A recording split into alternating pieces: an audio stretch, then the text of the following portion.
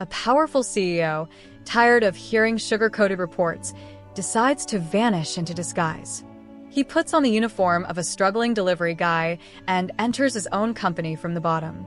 At first, no one recognizes him. Instead, he faces the harsh reality of how workers are treated: long hours, disrespect, and impossible targets. But then comes the breaking point. One moment changes everything when a single act of cruelty exposes the truth about his managers. That shocking discovery doesn't just test him as a leader, it forces him to make a decision that will leave the entire company and the world speechless.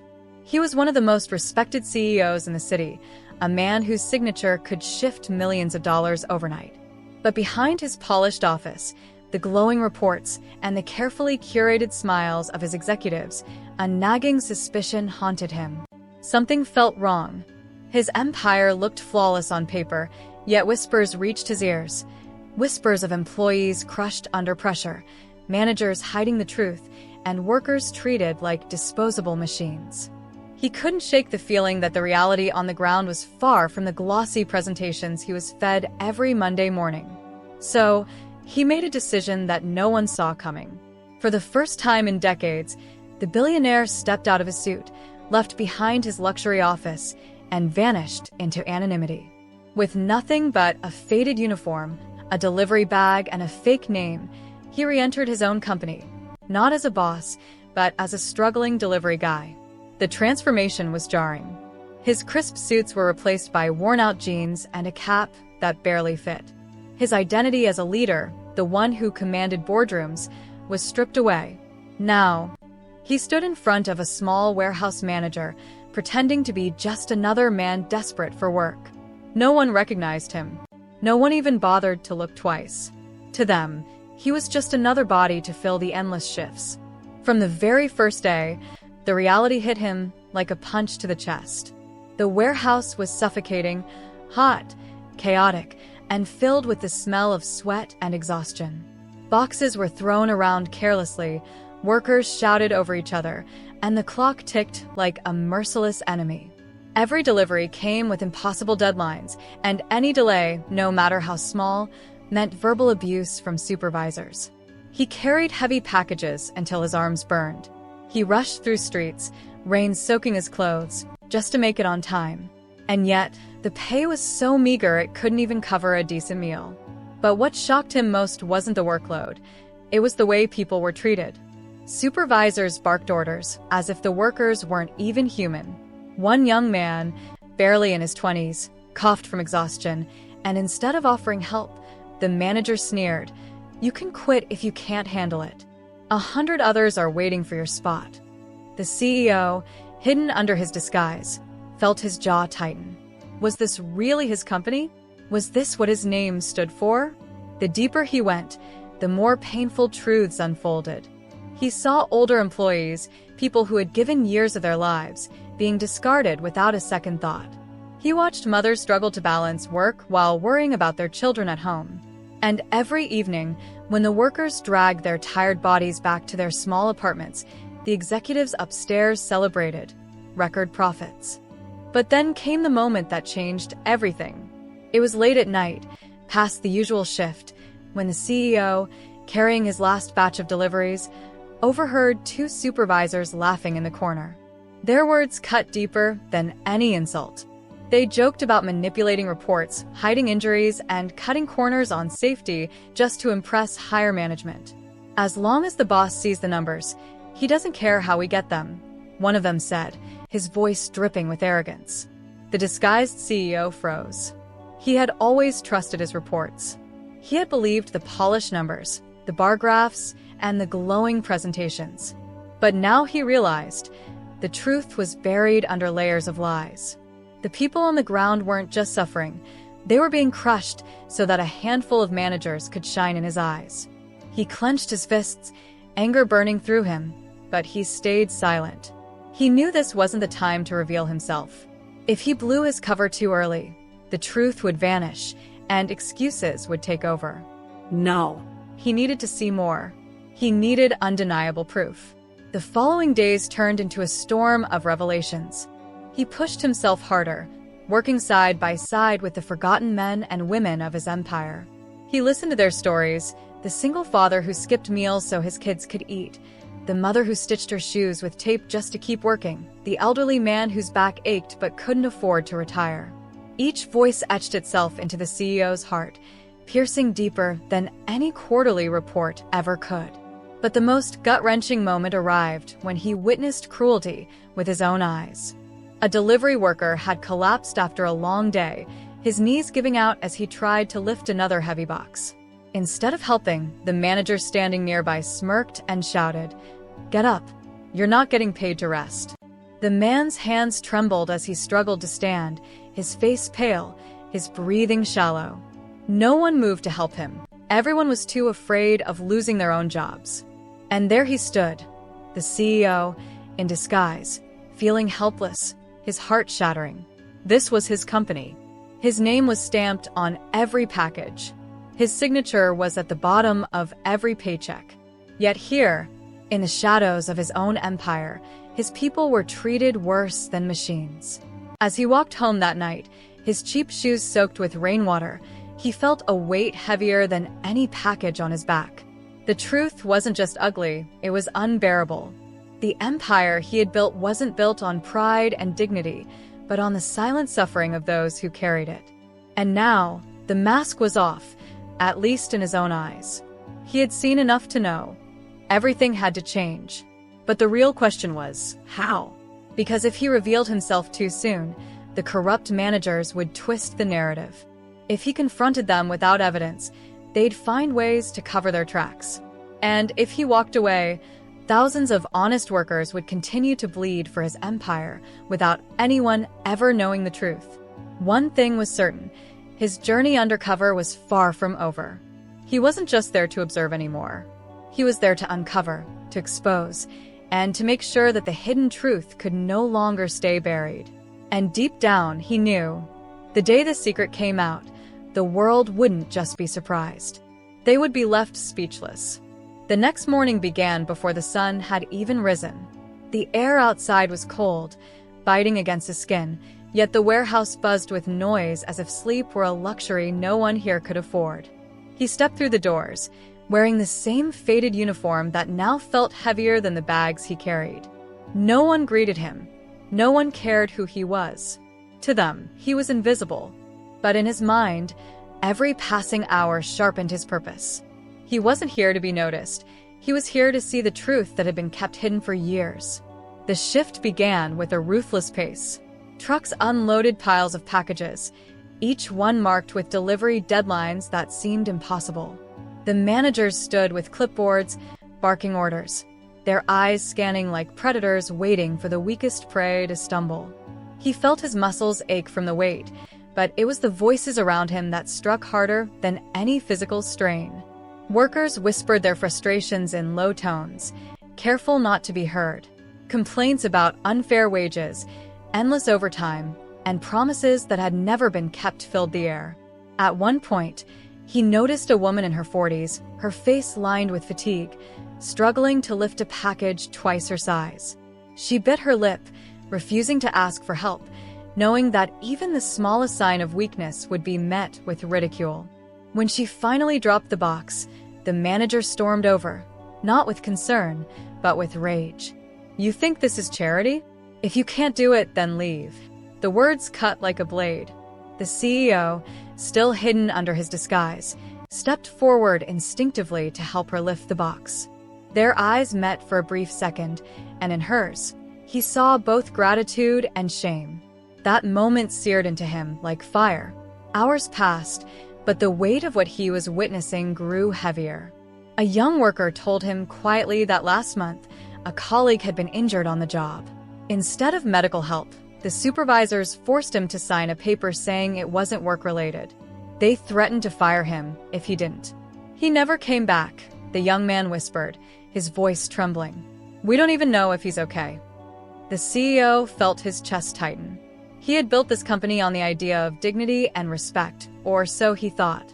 But the truth was clear. His empire had become a machine that chewed people up and spat them out, while he sat in an office believing everything was fine. Yet what disturbed him even more was the silence. These workers had voices, but fear had locked them away. They endured humiliation, exploitation, and injustice, yet none of them dared to raise their head. Not because they were weak, but because they knew resistance would cost them the only lifeline they had. It wasn't just physical labor they carried, it was the burden of survival. As the day stretched on, he began to notice patterns. The managers who reported glowing numbers were the same ones who cut every corner possible. Safety rules were ignored. Delivery times were shortened by forcing workers to skip breaks. Equipment was left unrepaired to save costs.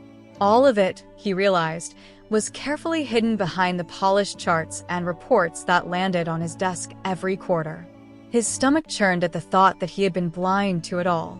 Later that evening, as he sat on a cracked wooden bench outside the warehouse, eating a cold sandwich from a plastic bag, a group of workers gathered around him. They didn't know who he really was. To them, he was just another tired man trying to get through another day. One of them, an older man with gray hair and rough hands, spoke softly. "You're new here, aren't you? Don't get your hopes up. They'll drain you until you can't stand anymore, and then they'll toss you aside. That's how it works." The CEO listened in silence. His throat felt dry, not from the stale bread, but from the weight of truth pressing down on him. He had always believed his company was a family, that his workers were proud to wear its name. But now he saw the cracks that no report had ever shown him. These people weren't proud, they were broken. And then came the night that shook him to his core. A rainstorm had begun, the streets flooded with water, yet deliveries still had to be made. He and two others were sent out with overflowing bags strapped to their backs. The roads were slick, the wind harsh, but stopping wasn't an option. Deadlines mattered more than lives. As they raced through the storm, one of the younger workers slipped, crashing hard onto the pavement. His knee twisted unnaturally, and he screamed in agony. The CEO rushed to his side, water soaking both of them. But before he could help him up, the supervisor's van screeched to a halt nearby. The manager stepped out, his voice cruel, his face twisted with disdain. "Get up. Don't make excuses. You've got deliveries left." The boy groaned, clutching his leg, unable to move. And yet, instead of offering help, the manager turned to the others, including the disguised CEO, and snapped, "Pick up his bag. Finish his route. He's done for tonight." The boy's cries were ignored, as if they meant nothing. The CEO felt a rage he hadn't known in years surge through him. Every instinct screamed to throw off the disguise, to reveal his identity, to fire the man on the spot. But he stopped himself. Not yet.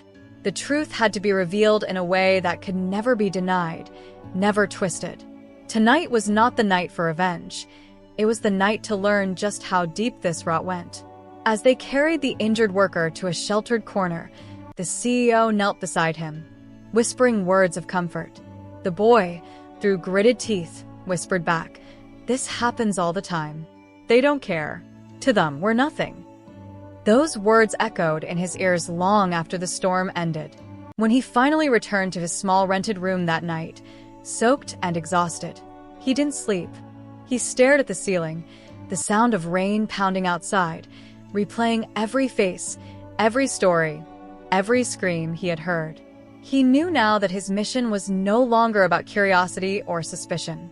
It was about justice, about dignity, about rebuilding an empire not on the backs of broken men and women, but on the foundation of respect they deserved. And as dawn approached, one thought consumed him.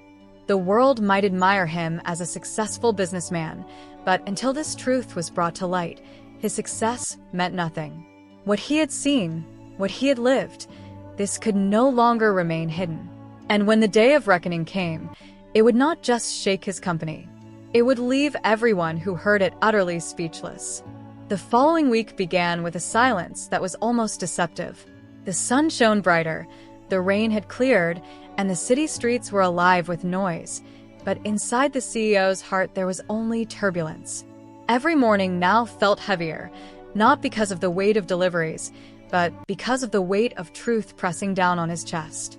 He had seen enough to understand the suffering, but not yet enough to dismantle it. The cruelty he had witnessed wasn't just the mistake of a few managers. It was a culture, a sickness that had taken root deep inside his company. And the only way to cure it was to let it expose itself fully. That day, he arrived early, blending in with the other workers as usual.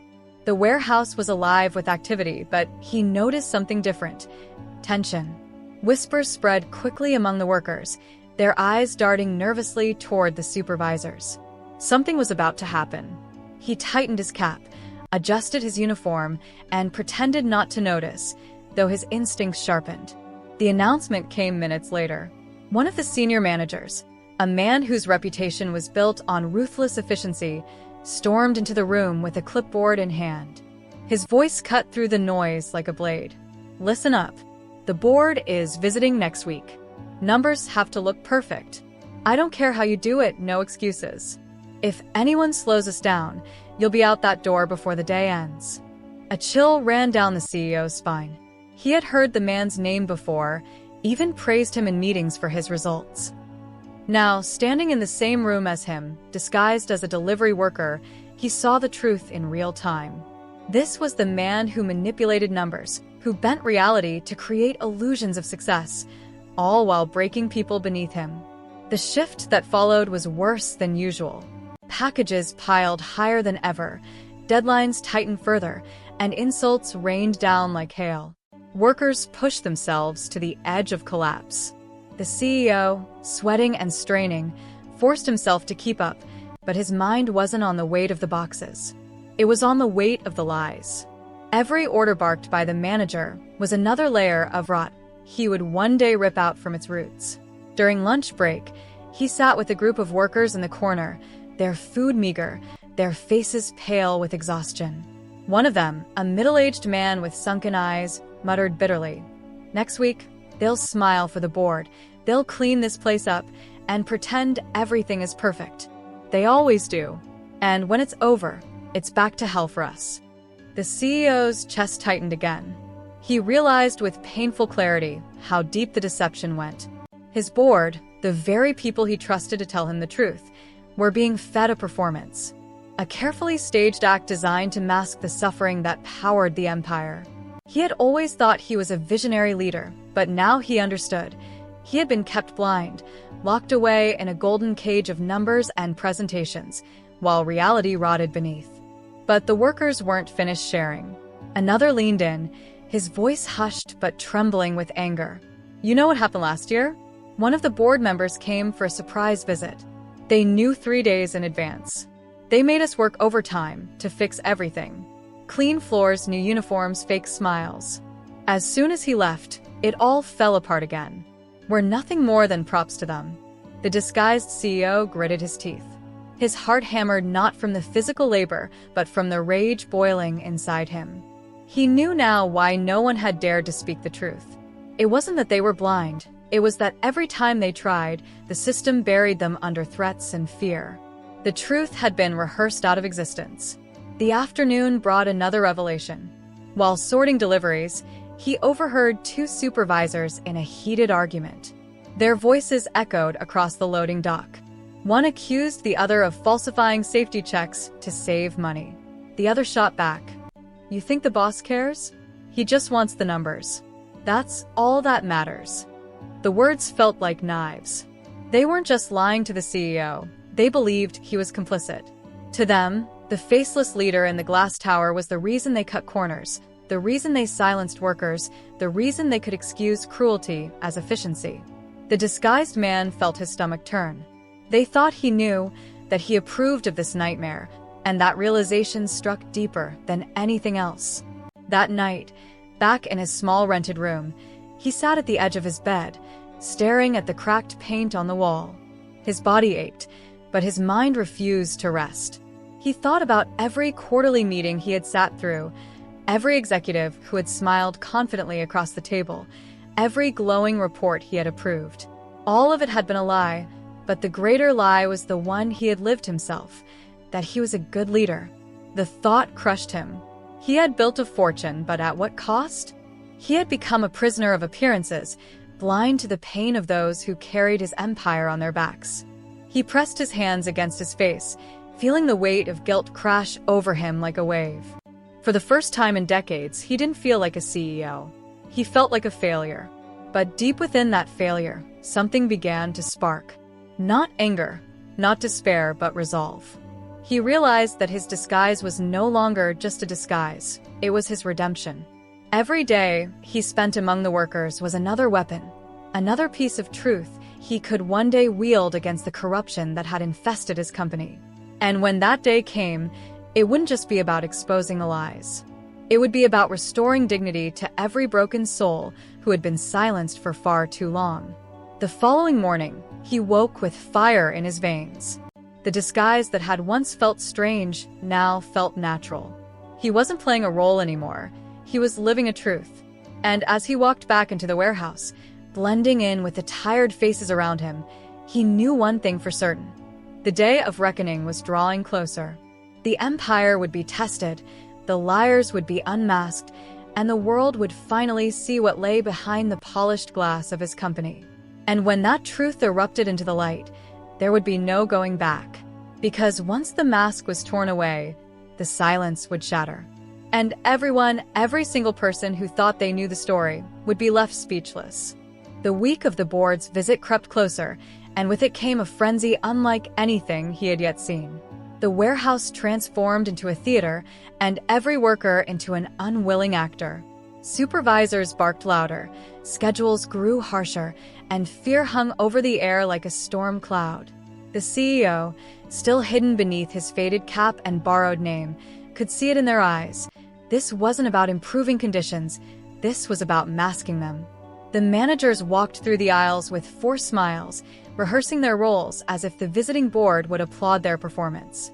Broken equipment was quietly pushed into corners, filthy restrooms were scrubbed overnight, and the delivery trucks that barely functioned were polished until they gleamed. Workers who had been shouting in pain days earlier were now ordered to stand straight, wear fresh uniforms, and greet with smiles that didn't belong to them. It was a grand illusion, built to deceive. But behind those smiles, behind that temporary shine, the same cruelty continued. Workers were ordered to complete impossible quotas, all so the numbers would impress the board. He saw men and women trembling with fatigue, hiding their pain behind forced grins whenever the managers looked their way. He saw workers scolded for moving too slowly, not because the board would notice, but because the supervisors feared being exposed. It wasn't about truth, it was about control. One evening, while stacking boxes alongside an exhausted young man, the CEO asked quietly, "Why don't you ever speak up? Don't they know what's happening here?" The young man's laugh was hollow, bitter. Speak up? To who? The board? The executives? They don't hear us. They see the managers. They see the numbers. If we complain, we're gone. And the next desperate soul takes our place. We're ghosts, not voices. Those words burned into him. Ghosts, not voices. His empire was built on people who had been reduced to shadows, unseen and unheard. He clenched his fists, every muscle in his body aching, but the ache in his heart was sharper. This wasn't just about fixing mistakes, it was about resurrection. These people didn't need charity. They needed their humanity back. That night, as he left the warehouse, he caught sight of something that froze him in his tracks. Through the office window, he saw one of the senior supervisors handing an envelope to a manager. The exchange was quick, secretive, but unmistakable. Money. Bribes. The pieces began to fall together. Reports weren't just being polished, they were being bought. Truth wasn't just being hidden, it was being buried under layers of corruption. His mind raced. Every smiling report he had approved, every chart he had celebrated in meetings, it wasn't just exaggeration, it was a system built on lies and greed. And all this time, he had been the face of it. To the world, the empire looked flawless. To the workers, it was a prison. And to those corrupt few, it was a gold mine. But he couldn't act yet. Not without proof. Not without showing the world what really happened behind the walls of his company. His silence now wasn't weakness, it was strategy. He had to let the board visit happen. He had to watch the theater play out. Only then could he tear the curtain down. As the day of the visit arrived, the warehouse sparkled like it never had before. New signs were plastered on the walls, safety posters suddenly appeared, and supervisors walked around with smiles stretched so wide they looked painful. Workers were given fresh uniforms, some even handed bonuses to ensure they played their parts. It was a show, and everyone knew their lines. Everyone except the man in disguise. The board members arrived in sleek cars, stepping out in suits that glistened under the lights. They shook hands, they nodded approvingly, and they were led on a carefully staged tour. Managers spoke proudly of efficiency, of dedication, of loyalty. Workers forced smiles, nodding along, their eyes betraying the truth they couldn't speak. The disguised CEO stood among them, lifting boxes, sweating, pretending to be invisible. Yet inside, every second felt like fire. He wanted to scream, to rip off the mask, to demand the board open their eyes. But he held it in. He watched, he listened, and he memorized every lie that spilled from the mouths of those who had corrupted his empire. The board left that evening, satisfied with the performance. The managers exhaled in relief, congratulating each other on another successful act. But the workers knew what awaited them tomorrow. The shine would fade, the truth would return, and the cruelty would double. And that night, the CEO swore to himself. The next time the board came, there would be no stage, no lies, no illusions. The curtain would fall, and the truth would roar so loud that no one could silence it again. Over the next few days, he became sharper, hungrier for every detail. He asked questions without revealing himself, listened to whispers in corners, and gathered the fragments of stories too painful to be spoken aloud. A woman showed him scars on her arms from broken equipment she had been forced to use. A man revealed how he had worked through an illness because missing a day meant losing his job. And in each story, he saw not just suffering but courage, the courage to survive a system designed to break them. But the moment that cut deepest came one night when he overheard a group of workers talking quietly in the dark corner of the loading dock. They weren't complaining. They weren't even angry. They were hopeless. One of them whispered, "I don't dream anymore. I just survive." Those words shattered him. Dreams were what had built his empire, his vision, his ambition, his hunger for success. Yet here were the people who carried that empire on their shoulders, stripped of the very thing that made them human. They no longer dared to hope. They no longer dared to dream. That night, lying on the thin mattress in his small rented room, he felt the weight of every broken soul pressing against his heart. His mind no longer raced with numbers, with strategies, with quarterly goals. It raced with one single truth. He had to fight for them. Not as a CEO, not as a man in a suit, but as one of them. And as sleep finally pulled him under, a vision burned in his mind. The day he would stand before them, not in disguise, not in silence, but as their leader. The day when the empire built on shadows would finally be dragged into the light. The day when everyone, from the highest executive to the lowest worker, would be forced to face the truth. And when that day arrived, the world wouldn't simply be shocked. They would be left speechless. The next morning, the disguised boss woke up with a strange mix of emotions swirling inside him. He had always thought he understood what his employees went through. After all, he had read the reports, seen the charts, and listened to the presentations from his managers. But yesterday had been different. Yesterday, he wasn't a CEO sitting in a comfortable office chair. He was a delivery worker, a nameless man in a worn-out uniform, sweating under the sun and struggling to keep up with unrealistic expectations. That single day had opened his eyes more than years of polished boardroom meetings ever could. And now, as he put on the same delivery uniform again, he knew his journey had only just begun. He entered the warehouse with a slower, more deliberate step this time. He wasn't just observing anymore, he was truly absorbing. Every detail mattered. He noticed the crooked clock on the wall that never seemed to show the right time. He noticed the faded posters about teamwork and motivation that no one even glanced at anymore. And he noticed the tired faces of the workers, each one carrying a story of its own. One man coughed heavily as he picked up a heavy box, clearly in pain, but he pushed through because he had no choice. A young woman quietly tied her shoelace again and again, a nervous habit she couldn't control while she prepared for another exhausting shift. None of these people knew who was standing among them. To them, he was just another worker, another delivery guy trying to survive. As the day began, the boss found himself paired with a senior driver named Marcus. Marcus had been with the company for nearly 15 years, yet his eyes carried the dullness of someone who had stopped expecting better days. His hands were calloused, his back slightly bent, but his voice was kind. "Keep up, rookie," Marcus said with a small smile.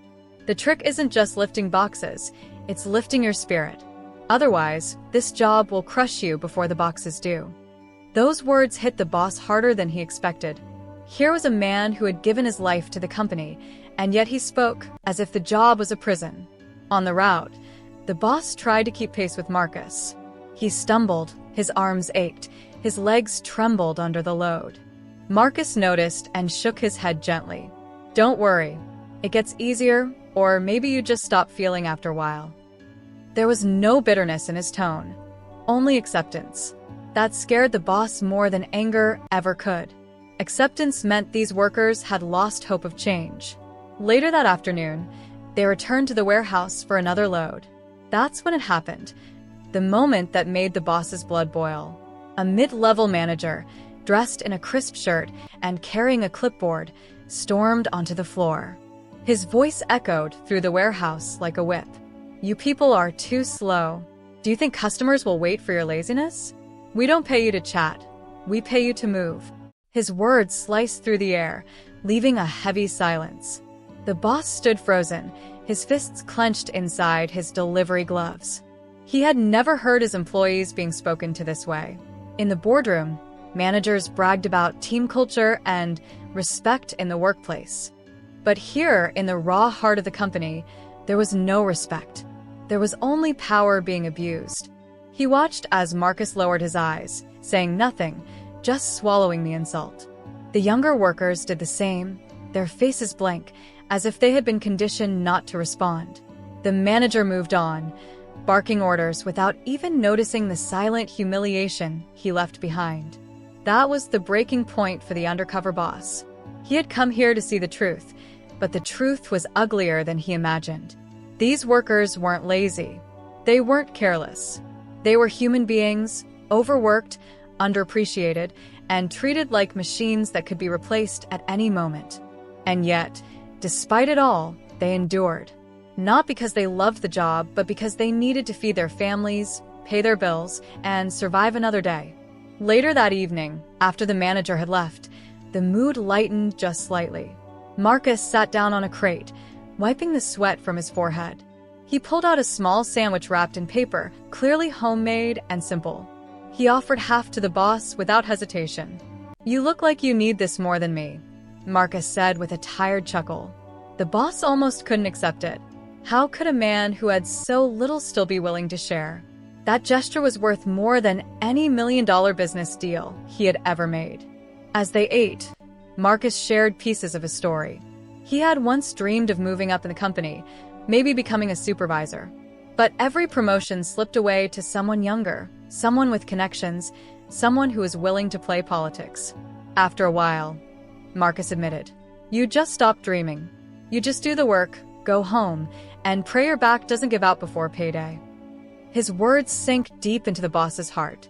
He had spent years building profits, expanding operations, and increasing efficiency, but at what cost? He had never considered that his decisions at the top had created this kind of reality at the bottom. By the time the shift ended, the boss was more exhausted than ever. His body ached, but it was his heart that carried the heaviest weight. He looked around at the workers leaving the warehouse. Some walked with limps, some with slouched shoulders, but none with smiles. Yet tomorrow, they would all return. Not because they wanted to, but because they had to. That night, the boss lay in his small rented room, staring at the ceiling. He couldn't sleep. The images of the day replayed in his mind. The coughing worker, the nervous young woman, the cruel manager, Marcus's weary smile. These weren't just employees. They were the backbone of his company, the very people who made everything possible. And yet, they were the ones suffering the most. For the first time in his career, the boss felt ashamed. Ashamed that he had been blind for so long. Ashamed that it took a disguise for him to finally see the truth. But alongside the shame, something else burned inside him. Determination. He wasn't just going to watch anymore. He wasn't going to sit in his office and let reports sugarcoat reality. He had seen the truth with his own eyes, and now he was going to act. The company needed change, real change. Not just policies written on paper, but a transformation that touched the lives of every worker. As he finally closed his eyes, one thought consumed him. Tomorrow, he would dig even deeper. Tomorrow, he would uncover every hidden corner of this system. And when the moment came, he would rise not just as their boss, but as their voice. The next morning, he woke up with a heaviness in his chest. Not because of fatigue, but because of what he had witnessed the previous night. The memories replayed in his head like a cruel film, workers collapsing into chairs, too drained to smile, managers barking orders without compassion, and the silent suffering that hung in the air like invisible chains. For years, he had read glowing reports about how his company was a family, a place where dreams could grow. But from the shadows of a delivery uniform, he had seen something darker, a family broken, a dream crumbling. He knew this wasn't just about late deliveries or strict schedules. It was about people's lives. That morning, as he put on the uniform again, he noticed how different it felt on his skin. Yesterday, it was just a disguise, a costume to hide who he really was. Today, it felt like armor. Armor against the lies he had been fed. Armor against the comfort of ignorance. He stepped outside, holding the delivery bag tighter, determined to dig deeper. Today, he wasn't just undercover. He was on a mission. When he arrived at the dispatch center, the same scene unfolded. Workers yawning, stretching, clutching cheap cups of bitter coffee, while managers scanned clipboards with cold expressions. But this time, he noticed something new. A young delivery worker, no more than 20, was struggling with a stack of packages almost as tall as him. His hands trembled, his knees buckled, yet no one stepped in to help. Instead, a supervisor smirked and said, "If you can't handle it, maybe this isn't the job for you." The boss's heart clenched. He wanted to shout, to reveal himself, to demand respect for the boy. But he couldn't, at least not yet. Exposing his identity too soon would ruin everything. So he did the only thing he could. He rushed forward, grabbed half the packages, and balanced them on his own back. The young worker looked at him with wide eyes, gratitude spilling from them like unshed tears. "Thank you, brother," he whispered. And in that moment, the boss realized something profound. These workers weren't just numbers in a system. They were brothers, sisters, fathers, mothers, each carrying invisible burdens heavier than the boxes on their backs. The day stretched on. Delivery after delivery, house after house. Each doorstep revealed another slice of reality. There was the elderly woman who begged the delivery workers to bring her groceries inside because her knees couldn't hold her up anymore. There was the single mother who apologized for being late to open the door because she was juggling a baby on one arm and bills in the other.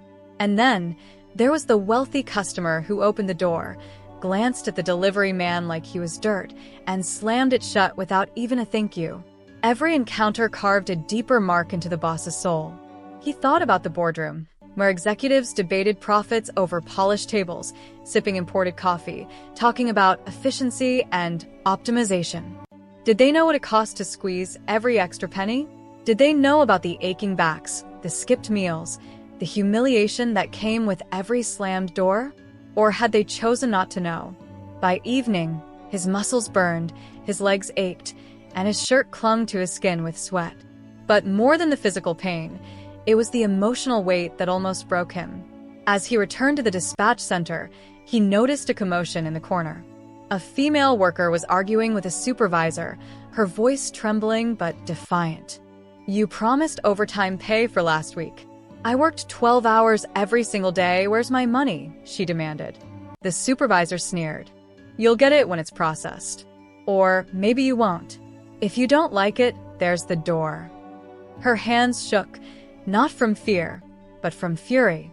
I have 2 children waiting at home. Do you know what it's like to tell them there's no dinner because my paycheck didn't come? The boss felt his blood boil. His fists clenched inside his pockets. He had heard enough. For a brief second, he almost tore off his cap, ready to shout, "I am your boss, and this ends now." But he stopped himself. He wasn't ready. The timing had to be perfect. Instead, he stepped forward as the delivery guy and said, "She's right. If someone worked, they deserve to be paid." The room fell silent. The supervisor glared at him, sizing him up. "And who are you to speak? You've been here 2 days. Mind your own business." The boss didn't flinch. "I may be new, but I know what fairness looks like. And this isn't it." For a moment, everyone stared. Workers glanced at one another, hope flickering in their tired eyes. For the first time, someone had spoken up, not from a place of authority, but from their side of the struggle. And that small act of defiance sparked something powerful, something dangerous, the beginning of change. That night, as he walked home under the dim streetlights, he couldn't shake the look on the female worker's face, the mixture of exhaustion and courage. He thought about the young man with trembling arms, the mother with bills, the elderly woman waiting for help. Each story was a thread, weaving into a tapestry of truth that could no longer be ignored. When he finally reached his apartment, he sat down on the edge of the bed and stared at his reflection in the mirror. He didn't see a CEO anymore. He saw a delivery worker, a man with aching bones, dirty hands, and a heart filled with anger and compassion. A man who understood suffering in a way he never had before. He knew the next step. Tomorrow, he would go deeper. Tomorrow, he would test the limits, not just of himself, but of his managers. Because now it wasn't just about observing. It was about uncovering. And the truth he was about to discover would shake the very foundation of his company. The day had barely begun, but the air inside the delivery hub already felt heavy, almost suffocating. The CEO, still hidden in the skin of a weary delivery guy, tightened the straps of his uniform vest and looked around. The fluorescent lights flickered above, buzzing faintly, as if even they were exhausted from shining on such a place. Workers moved in hurried silence, pushing carts, dragging boxes, their faces marked by fatigue that no one bothered to hide anymore. He noticed something different today. There was a tense stillness hanging in the air, a strange mix of anticipation and dread. It wasn't the usual grind, it was something worse. And he was about to find out what. The supervisor stormed in, his voice slicing through the silence like a blade. "Listen up. We've got new targets to hit today. No excuses. I don't care if your legs give out or your back breaks. You finish your routes, or you don't come back tomorrow." The words landed like hammer strikes. A murmur rippled through the workers. One young man whispered to another, "But the routes are impossible. No one can finish them in that time." The supervisor shot him a glare so sharp it silenced him instantly. The CEO felt his chest tighten. It wasn't just pressure, it was cruelty, plain and raw. He clenched his fists, his jaw tightening as he fought the urge to tear off the disguise and put an end to this madness right there. But he couldn't. Not yet. He had to see more. He had to know exactly what his people endured when they thought no one was watching. Minutes later, he found himself assigned one of the heaviest delivery routes of the day. He strapped the boxes onto his trolley, the weight digging into his arms and back. Around him, others were doing the same, their movements sluggish but determined. No one dared protest openly, not when their jobs were on the line. As he pushed his cart out onto the streets, he noticed the older worker from the day before, the one whose trembling hands had nearly dropped the boxes. Today, he looked worse. Sweat soaked his shirt, his face pale and drawn. Still, he forced himself forward, his legs trembling under the burden. The CEO followed him silently, watching with a growing knot of dread. Every step the man took was a battle. His breath came in ragged gasps. And then, as they reached a cracked stretch of pavement, the inevitable happened. The older worker's legs buckled, and he collapsed, the boxes crashing down around him. The CEO rushed forward instantly, kneeling beside him. "Are you okay?" he asked, his voice trembling despite the disguise.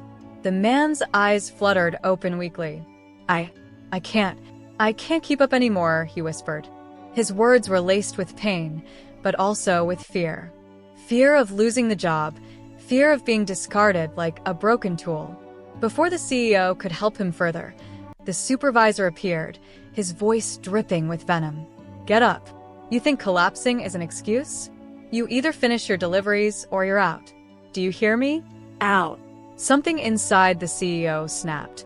He felt his blood boil, his heart pounding in his ears. The urge to reveal himself surged stronger than ever. But again, he stopped himself. Not yet. He couldn't blow the cover. Not until the truth was undeniable, not until every hidden cruelty stood exposed. He helped the older man back to his feet, whispering encouragement as they struggled to lift the fallen boxes together.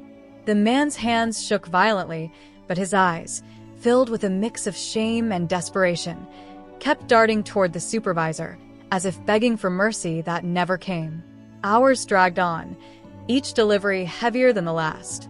By the time the CEO staggered back into the hub, sweat drenched his shirt, his body aching in places he hadn't felt in years. But what cut deeper than any physical pain was the sight that greeted him inside. A young woman, barely in her 20s, was standing near the supervisor, pleading with him. "Please, I can't take another double shift. I haven't eaten since yesterday. My mother's sick at home. I need to." The supervisor cut her off with a sneer. "Then quit. If you can't handle the job, there are 100 people waiting to take your place. Don't waste my time with your sob stories." The room went silent. No one dared move. No one dared speak. But the CEO's blood ran cold. This wasn't management. This wasn't leadership. This was exploitation at its ugliest form. The girl's shoulders slumped, her eyes filling with silent tears.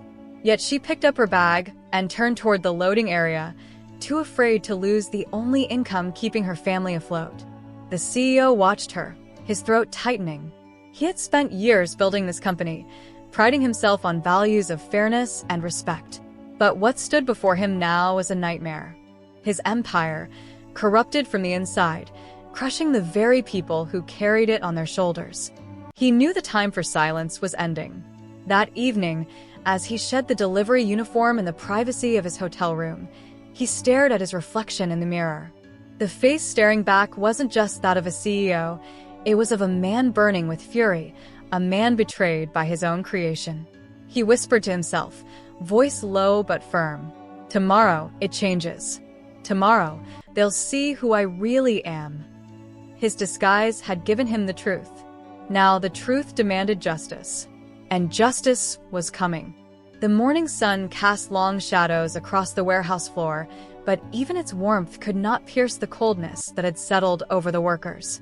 The CEO, still dressed as nothing more than another delivery hand, walked in silently, his body sore from the previous day's brutal workload.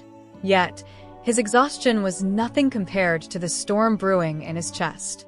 He had seen enough cruelty to last a lifetime. The broken man who collapsed under the weight of boxes. The young girl forced into silence by threats of unemployment. The toxic fear that lived in every worker's eyes. He carried it all with him like invisible chains, each moment dragging him closer to the breaking point. But today, he noticed something different. The whispers among the workers weren't the usual complaints or sighs of despair. Today, there was tension. Something dangerous lingered in the air. Near the loading bay, two men spoke in hushed tones. The CEO caught fragments of their conversation. "They're cutting hours again." "What? After everything we've done? After killing ourselves out here? They don't care. They never cared. We're just disposable." The CEO's chest tightened. Another blow. Another betrayal. He clenched his fists, his disguise barely holding him together.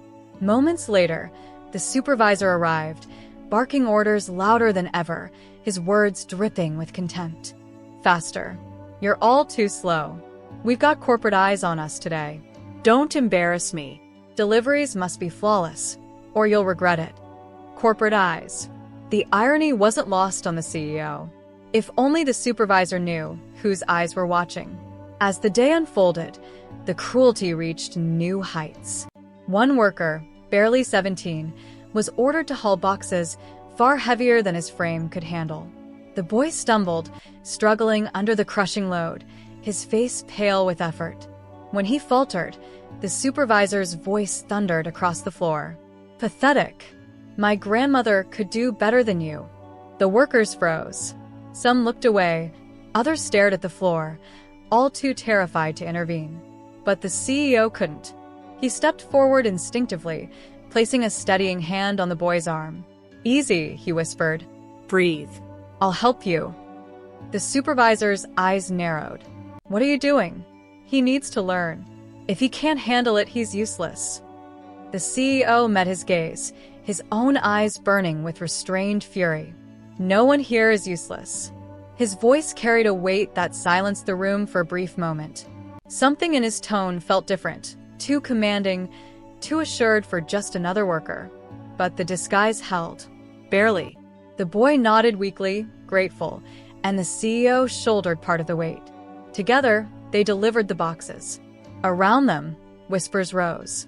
Some of the workers dared to glance up, hope flickering faintly in their eyes. For the first time, someone had stood against the cruelty. That tiny spark of defiance lit something inside the CEO. He could feel the moment building, the inevitability of it all. His disguise wouldn't hold much longer. Later that afternoon, as exhaustion painted every face in the hub, the young woman from yesterday stumbled near the packing line. Her hands trembled as she tried to lift another load. She swayed dangerously, close to collapse. The supervisor stormed over, his voice a venomous hiss. "Don't you dare slow down. Do you think I'm running a charity here?" The CEO moved faster than thought. He stepped between them, blocking the supervisor's path. The room went silent. Workers froze mid-motion, their eyes locked on the confrontation unfolding before them. "Enough," the CEO said, his voice steady, low, but filled with fire. The supervisor's face twisted into a sneer. "What did you just say to me?" "I said enough." The warehouse grew deathly quiet. Every worker held their breath, sensing something extraordinary about to unfold. The supervisor took a step closer, his chest puffed with false authority. "You forget your place. You're nothing here. Nothing but another disposable hand. Do your job or get out." The CEO straightened to his full height, his gaze unwavering. The disguise suddenly felt like chains he was ready to break. He could feel every pair of eyes on him. Workers starved of hope, desperate for someone to stand up for them. "I know exactly what my place is," he said softly, but his words carried like thunder. "And very soon you're going to know it too." A murmur rippled through the workers. Confusion. Anticipation. The supervisor scoffed, waving him off. "Big words from a nobody. Get back to work before I make an example of you." The CEO didn't move. He stood tall, unyielding. Inside, his heart pounded, but not from fear, from resolve. The time for silence was over. The truth was clawing to the surface, demanding to be seen. The young woman behind him whispered shakily, Why are you standing up for us?" He glanced at her, his expression softening just enough to reveal the humanity behind his hardened mask. "Because someone should have a long time ago."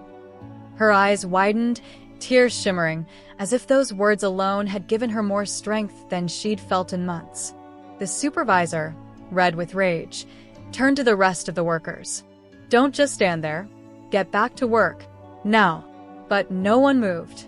Not a single box was lifted. Not a single cart rolled forward. For the first time, silence wasn't born of fear.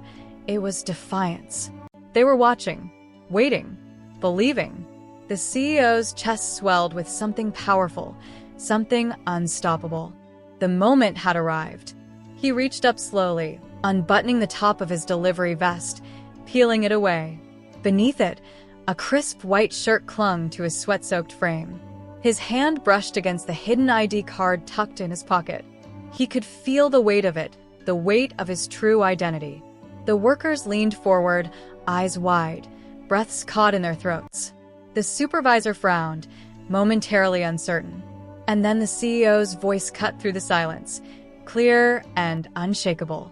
"My name," he paused, letting the tension hang, letting the air itself freeze, "is not what you think it is.